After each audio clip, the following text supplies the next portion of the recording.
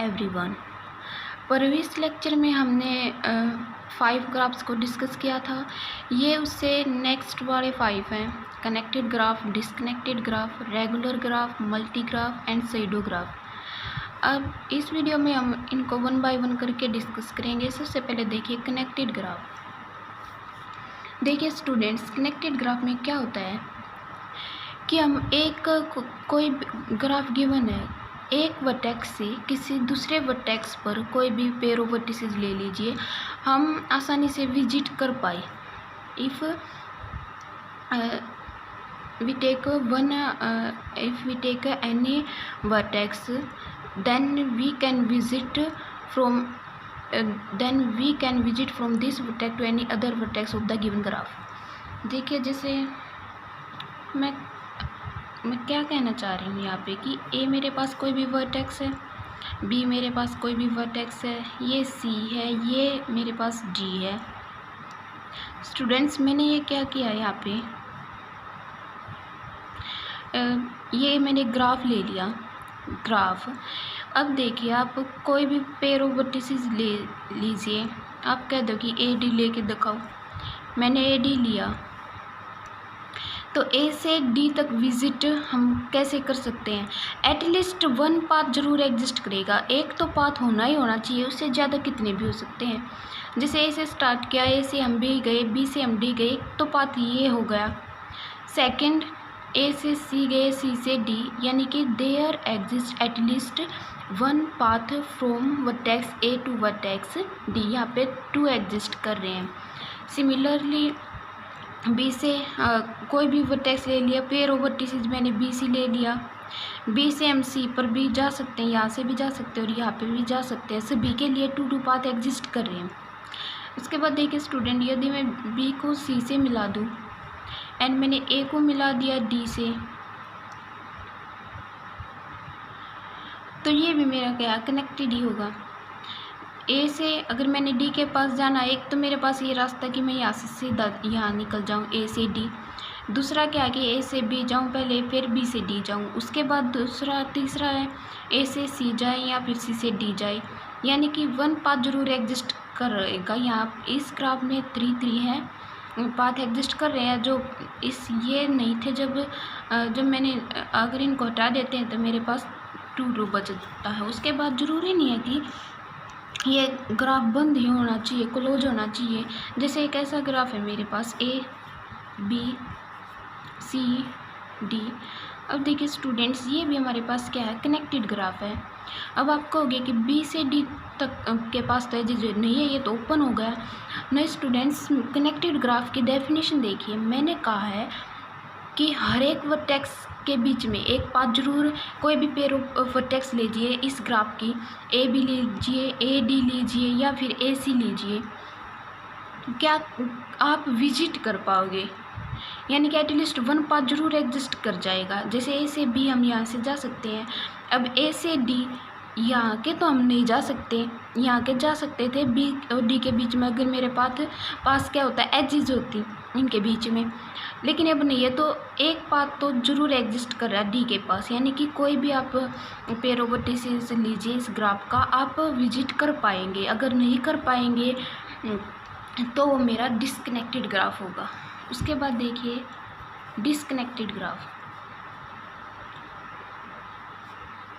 Disconnected graph देखिए, इसको भी हम एक एग्जांपल से ही समझेंगे। डिसकनेक्टेड का ग्राफ है कि हम विजिट एक पेयर ऑफ वर्टिसेस ऐसा जरूर एग्जिस्ट कर जाएगा कि हम उस क्या करेंगे, विजिट नहीं कर पाएंगे। जैसे ए डी ले लिया, ए से डी के पास अगर मेरे पास ऐसा पाथ एग्जिस्ट ही ना करे मेरे ग्राफ में, तो वो डिसकनेक्टेड ग्राफ हो जाएगा। देखिए एग्जांपल 1 2 3 4 5 6 7 8। अब इनको मैंने कनेक्ट कर दिया वर्टिसेस का एजिट से। अब देखिए स्टूडेंट्स, आप 1 बाय 1 करके भी चेक कर सकते हैं। जैसे 1 से 2 पर भी जा सकते हैं, 3 पर भी, 4 पर भी, 5 6 7 8 आप जा सकते हैं। एक पाथ जरूर एग्जिस्ट करेगा। ये कैसा ग्राफ है? ये तो मेरा कनेक्टेड ग्राफ है, आप चेक कर सकते हैं। उसके बाद देखिए स्टूडेंट्स, अगर मैं इस एजेस को हटा दूँ, अगर मैंने ये एजेस हटा दी, जो ये मेरा कंप्लीट ग्राफ था, ये क्या होगा, 2 कंपोनेंट्स में डिवाइड हो गया। एक तो मेरे पास ये बन गया, एक मेरे पास ये। अब क्या 3 और 5 के बीच में एजेस नहीं है। अब आप इसका कोई भी वर्टेक्स लीजिए और एक इसका वर्टेक्स, पेयर ऑफ वर्टिसेस में एक तो इसका वर्टेक्स इंक्लूड कीजिए और एक इसका वर्टेक्स इंक्लूड कीजिए। माने मैंने 7 कर लिया, तो हम विजिट नहीं कर पाएंगे। कब कर पाएंगे? यदि 3 और 5 के बीच में एजेस हैं। इसको कनेक्ट तो होना चाहिए, तभी तो हम कर पाएंगे। अब तो ये 2 कंपोनेंट अलग अलग है, बिल्कुल अलग अलग पड़े हुए हैं। तो ऐसे जैसे 1 से 2 विजिट कर पाएंगे, इतने को तो विजिट कर पाएंगे। लेकिन अगर मैंने एक वर्टेक्स इसका इंक्लूड कर लिया पेयर ऑफ वर्टिसेस में, एक मैंने इसका ले लिया, तो उसको हम नहीं, यानी कि हमारे पास क्या हुआ कि एक पेयर ऑफ वर्टिसेस ऐसी ज़रूर एग्जिस्ट कर गई कि उनके बीच में कोई भी पाथ एग्जिस्ट नहीं कर रहा, हम उनको विजिट नहीं कर पा रहे। तो वो मेरा कैसा ग्राफ होगा? डिस्कनेक्टेड ग्राफ होगा। उसके बाद देखिए हमने करना रेगुलर ग्राफ।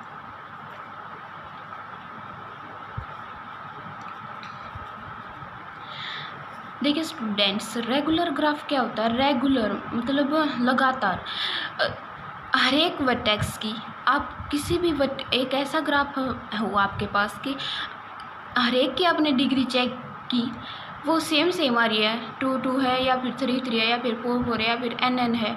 तो उसको देखिए, जैसे मैंने एग्जांपल लिया A B C, ये मैंने एक ट्रायंगल टाइप का ग्राफ ले लिया। अब देखिए डिग्री ऑफ A 2, क्योंकि number of edges incident on vertex A are 2 है। B के ऊपर भी कितने हैं? 2 है। C के ऊपर भी कितने हैं? 2 है। यानी कि डिग्री को हम कैसे डिनोट करते थे? डिग्री ऑफ B, यानी कि डिग्री ऑफ वर्टेक्स। मेरे पास यहाँ पे क्या है? डिग्री ऑफ किसके, कौन से वर्टेक्स की? A की is equals two degree of B की is equals two degree of C की इज इक्वल्स टू 2, यानी कि सभी की डिग्री क्या है? 2 है। तो ऐसे ग्राफ को हम कैसे क्या बोलेंगे? अगर उसकी डिग्री, सभी वर्टेक्स की डिग्री 2 आ रही है, तो उसको हम बोलते हैं 2 रेगुलर ग्राफ। कि भाई हर एक डिग्री है ना जो ग्राफ की, वो 2 है। वर्टेक्स की, ग्राफ के अंदर वर्टेक्स की डिग्री वो 2 है। अब ये भी हो सकता है, जैसे एक हम एग्जाम्पल ये लेके चले, रेगुलर ग्राफ का ही एग्जाम्पल बता रही हूँ। सेकंड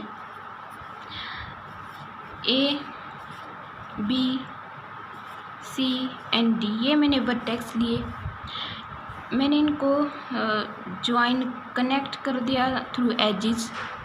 अब देखिए स्टूडेंट्स, आप डिग्री ऑफ A की चेक कीजिए। डिग्री ऑफ A हमारे पास कितनी है? 2 है। And degree of B is equals two degree of C is equals two degree of D। सभी की डिग्री कितनी है? 2 है। तो इसको हम बोलेंगे, मैंने पीछे बताया था 2 रेगुलर ग्राफ होगा। अगर डिग्री 2 है सभी की, तो 2 रेगुलर ग्राफ। अब देखिए स्टूडेंट्स, अगर मैं C और B के बीच में एजेस ले लूँ, एंड एक मैंने ले ली A और D के बीच में।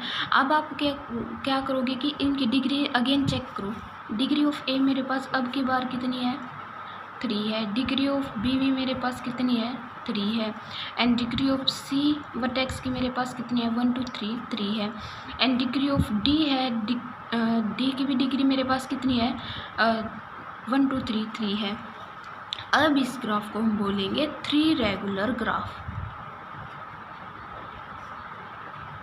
सिमिलरली अगर स्टूडेंट्स क्या है कि A के ऊपर नंबर ऑफ जो edges incident n edges incident हो, तो हम उसको क्या बोलेंगे? यानी कि सभी की जो वर्टेक्स की डिग्री है वो n हो, तो हम उसको क्या बोलेंगे? n regular graph.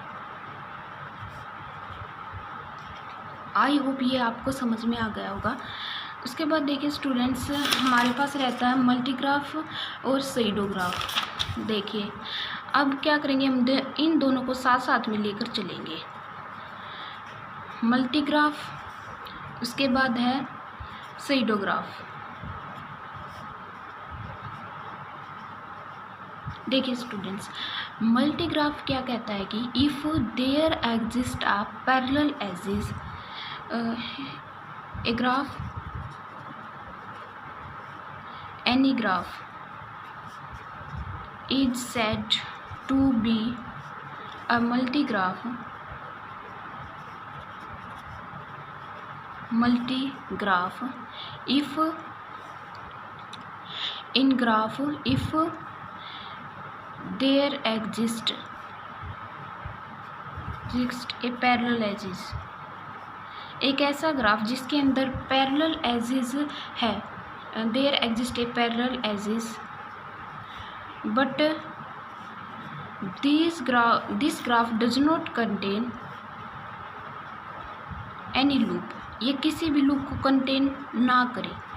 जैसे पैरेलल एजेस, ये प्रीवियस लेक्चर में मैंने बहुत अच्छे से बताया हुआ है कि अगर मैंने पेयर ऑफ वर्टिसेस उठाए, जैसे मैंने ए और बी उठा दिया, पेयर ऑफ वर्टिसेस मेरे पास ए बी है, तो ए बी के बीच में अगर एक से ज़्यादा एजेज हैं, ए और बी पेयर ऑफ वर्टिसेस के बीच में एक से ज़्यादा एजेज है, तो उन एजेज को हम बोलते थे पैरेलल एजेज। जैसे एक बार देख लीजिए इसको, पैरेलल एजेज को। जैसे मैंने पेयर ऑफ वर्टिसेस उठाया था V1 and V2, V1 to V2। अब तो ये पैरेलल एजेस नहीं है, क्योंकि पैरेलल एजेस की डेफिनेशन क्या कहती है कि एक से ज़्यादा एजेस कनेक्ट करे उन पेयर ऑफ वर्टिसेस को। एक मैंने E1 एजेस मान लिया, एक मैंने E2, तो अब हम E1 E2 को क्या कहेंगे कि ये पैरेलल एजेस है। इसलिए ये ग्राफ कह रहा है कि एक ऐसा ग्राफ जिसके अंदर ग्राफ के अंदर ऐसा ग्राफ होता है मल्टी ग्राफ जिसके अंदर पैरेलल एजेस तो एग्जिस्ट करती है, लेकिन उसके अंदर एक भी लूप नहीं होती। जैसे आप एग्जांपल, उसके बाद देखिए मल्टी ग्राफ का एग्जांपल देखिए इसका। जैसे A B C D and E मैंने ये ले लिया, अब मैंने इनको कनेक्ट कर दिया ऐसे।